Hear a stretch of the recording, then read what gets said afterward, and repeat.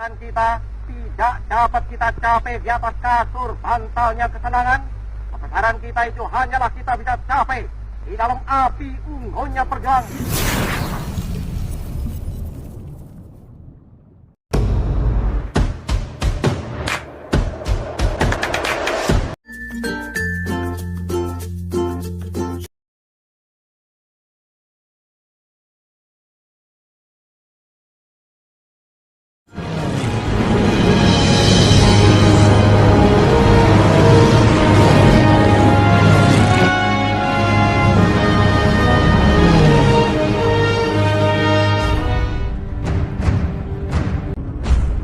Pada video kali ini yang akan dibahas adalah 1.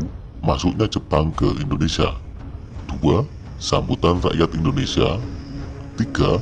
Pembentukan pemerintahan militer. 4. Pemerintahan sipil. 1. Masuknya Jepang ke Indonesia. Pada tahun 1941, negara di dunia terbagi menjadi dua kubu, 1 fasisme, 2 sekutu. Jepang masuk dalam kubu fasisme. Pada 8 Desember 1941, Jepang melakukan penyerangan terhadap Pearl Harbor untuk menghancurkan basis-basis militer Amerika dan Brasil.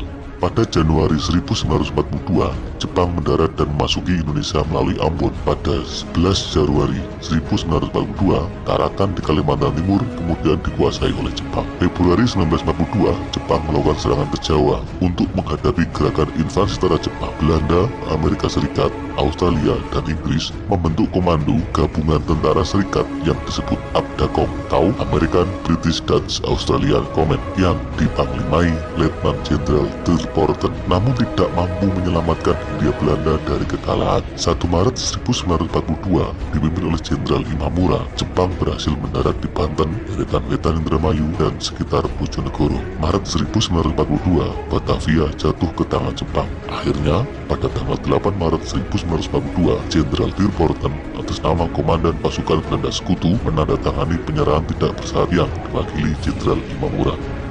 2. Sambutan rakyat Indonesia. Propaganda Jepang telah masuk ke masyarakat Indonesia. Kedatangan Jepang di Indonesia pada awalnya disambut dengan senang hati oleh rakyat Indonesia. Jepang dianggap yang membebaskan bangsa Indonesia dari kekuasaan Belanda. Hal ini juga dipengaruhi oleh kepercayaan ramalan Jayabaya. Jepang kemudian dilulukan sebagai saudara tua. Di mana-mana terdengar ucapan Banzai, Banzai, Banzai atau Selamat datang, Selamat datang, selamat datang. Bahkan Radio Tokyo memperdengarkan lagu Indonesia Raya di samping lagu Inagayo. Bendera merah putih juga boleh dikibarkan berdampingan dengan bendera Jepang, Hinomaru. 3. Pembentukan pemerintahan militer. Wilayah bekas jajahan Hindia Belanda dibagi menjadi 3 wilayah pemerintahan militer. 1. Pemerintahan militer Angkatan Darat Tentara ke-25 atau Tommy Sudan untuk Sumatera, pusatnya di Bukit Tinggi. 2. Pemerintahan militer Angkatan Darat Tentara ke-16 Asamu Sudan untuk Jawa dan Madura, pusatnya di Jakarta. 3. Pemerintahan militer Angkatan Laut Armada Selatan kedua untuk daerah Kalimantan, Sulawesi, dan Maluku, pusatnya di Makassar. Berdasarkan Osamu Seri, jabatan Gubernur Jenderal pada masa Hindia Belanda dihapuskan, diambil alih oleh Panglima Tentara Jepang di Jawa.